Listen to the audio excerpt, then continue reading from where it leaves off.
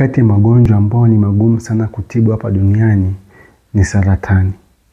Mara nyingi mtu atahitaji kufanyia upasuaji au atumie kemikali za chemotherapy au atumie mionzi. Na vitu hivi vyote vinatumia gharama kubwa sana.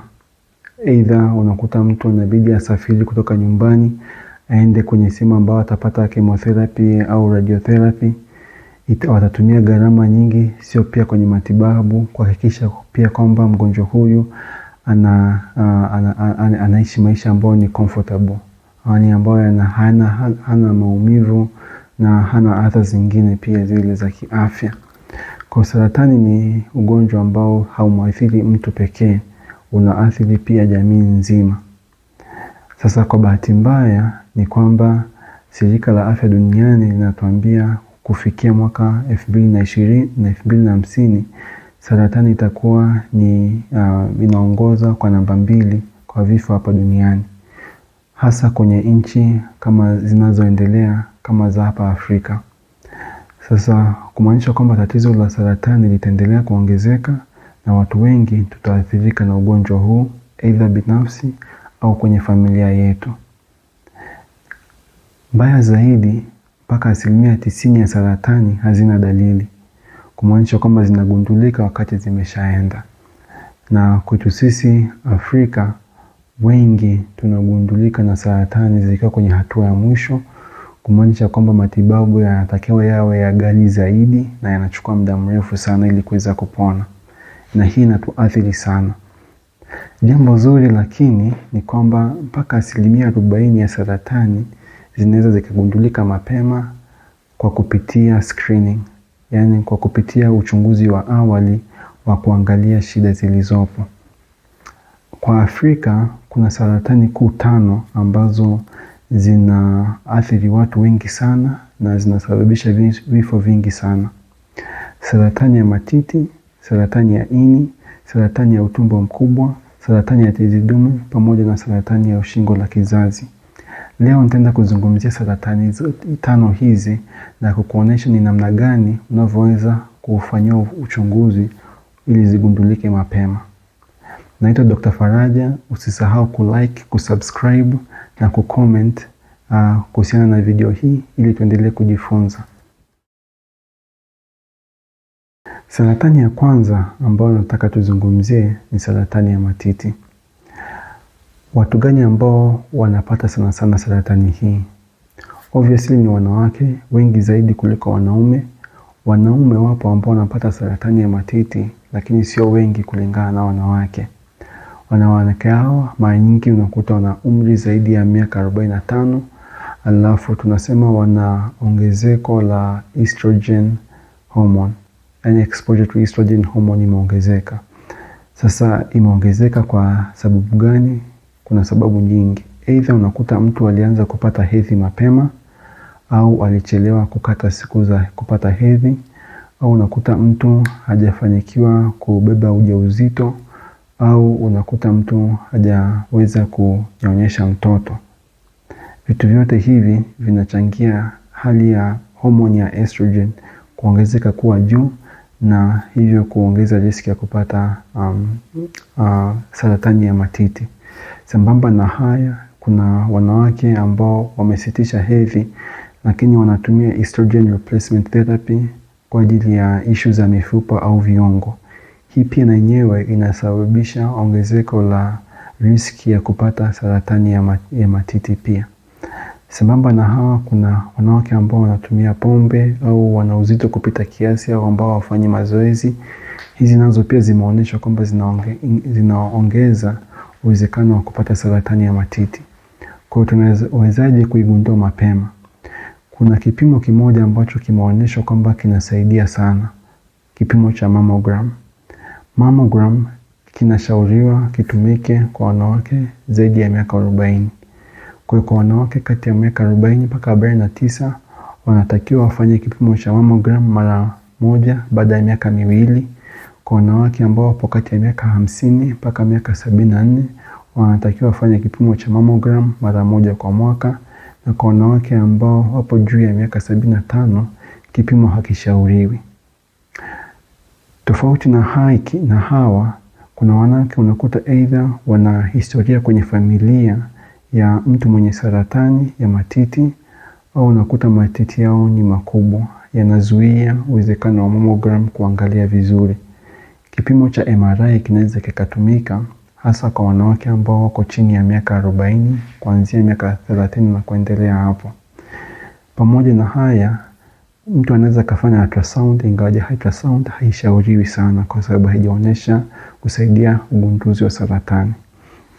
Sambamba na haya pia, na vipimo hivi, mtu anaweza akajikagua mwenyewe kila mwezi kuangalia kama kuna mabadiliko yoyote yale kwenye matiti pamoja na kwapa, lakini pia anaweza akakaguliwa na daktari angalau mara moja kwa mwaka pia.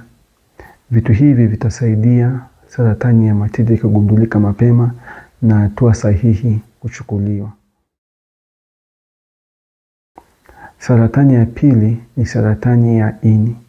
Saratani ya ini huwakuta hasa watu ambao wana magonjwa ya ini, yani cirrhosis.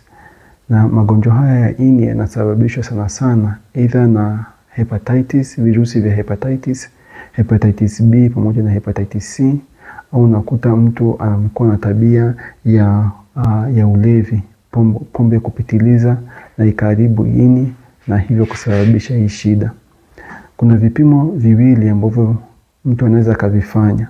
Kipimo cha kwanza ambacho kinashauriwa ni kufanya ultrasound ya kuangalia ini.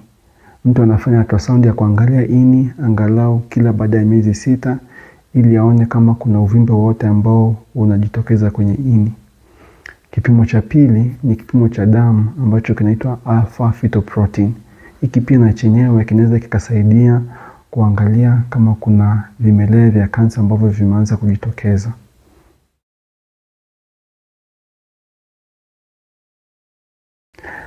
Tuende tena kwenye saratani ya tatu, saratani ya utumbo mkubwa.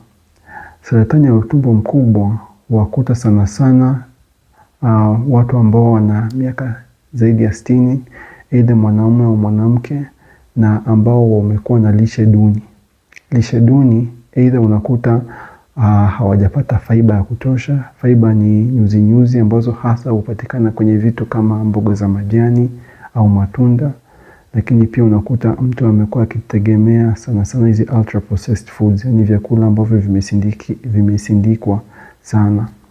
Au unakuta pia matumizi ya nyama nyekundu iliyopitiliza pia. Hii inaonyesha pia kwamba inaongeza uwezekano wa mtu kupata saratani ya utumbo mkubwa.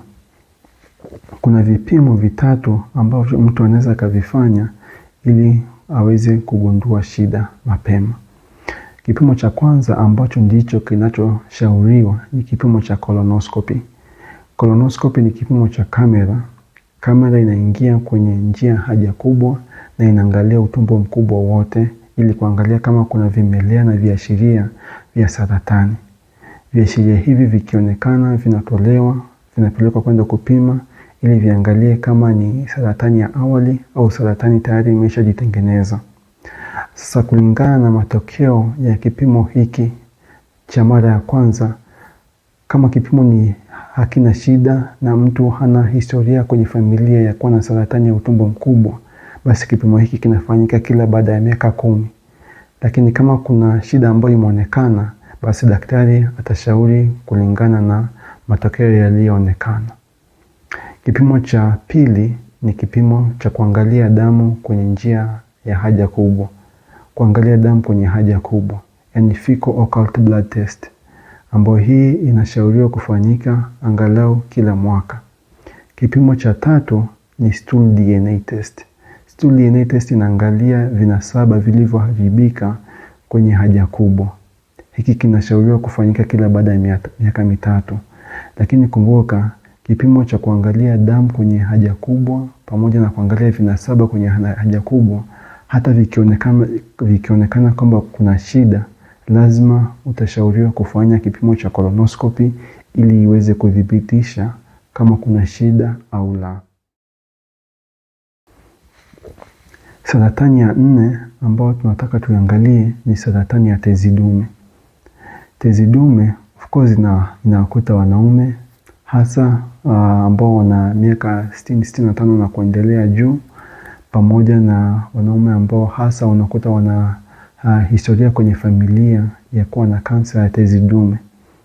Sasa kuna kipimo kimoja tu ambacho kinashauriwa, na yenyewe ni kipimo cha PSA, prostate specific antigen, ambayo inashauriwa kwa wanaume kuanzia miaka 45 na unafanya kila baada ya miaka 2, lakini pia inategemea. Unaweza ukafanya kipimo kikaonyesha kwamba kina shida au ipo juu lakini haipo juu kiasi cha kusema kwamba ni saratani. Daktari anaweza kukushauri kupunguza muda wa kurudia kipimo kutoka miaka 2 hadi miezi kadhaa, ili waangalie kama inazidi kuendelea kuongezeka au vipi. Mtu pia anaweza akaangaliwa na daktari kwa kufanyiwa digital rectal examination. Daktari akaingiza kidole kwenye njia ya haja kubwa na akaangalia. Hii sio specific sana na haishauriwi sana. Kwa hiyo kipimo ambacho kimebaki ili kuweza kuangalia tezi dume, imebaki hicho kipimo cha damu cha prostate specific antigen. Saratani ya 5 ni saratani ya muhimu sana, kwa sababu ndio saratani inayoongoza kwa vifo pamoja na incidence hapa Afrika, saratani ya shingo la kizazi. Hii huwapata hasa wanawake ambao either unakuta wana wenza wengi, wanajamiana bila kutumia kinga, na unakuta either wana maambukizi ya VVU na hawajapata chanjo. Ndio, kuna chanjo ya dhidi ya saratani ya shingo la kizazi. Chanjo hii sio kwamba inalinda, inazuia kutokea saratani ya shingo la kizazi, lakini chanjo hii inasaidia kupunguza maambukizi ya virusi vya HPV ambavyo vimegundulika kuwa ndio chanzo kikubwa cha kuwa na saratani kwenye shingo la kizazi. Kwa hiyo nielewe vizuri.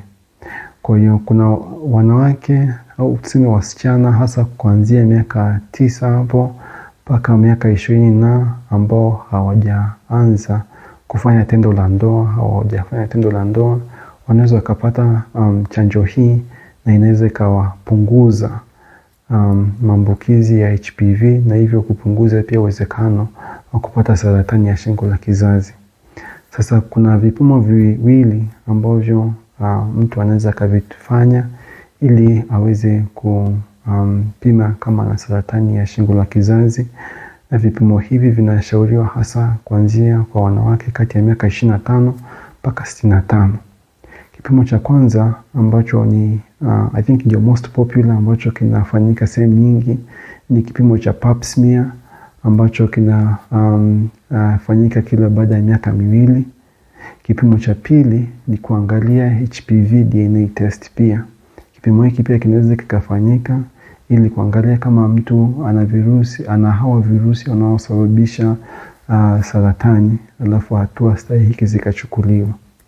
Kumbuka, saratani unaweza kuizuia. Mpaka 40% ya saratani inaweza kugundulika mapema kwa kufanya vipimo kama hivi nilivyovitaja, lakini pia kwa kuhakikisha kwamba mtu una maisha mazuri na una afya nzuri. Kuhakikisha kwamba unafanya mazoezi, unapunguza matumizi ya pombe, unaacha matumizi ya sigara, unapata lishe nzuri na vitu vingine vingi kama hivi ambavyo vinaweza vikapunguza uwezekano wako wa kupata saratani. Niambie kwenye comments una mpango wa kwenda kufanya vipimo hivi lini, ili tuweze kukaa vizuri kwenye afya yetu. Usisahau kulike, kusubscribe na kushare ili tuendelee kujifunza pote kwa pamoja. Naitwa Dr. Faraja. Uwe na siku njema.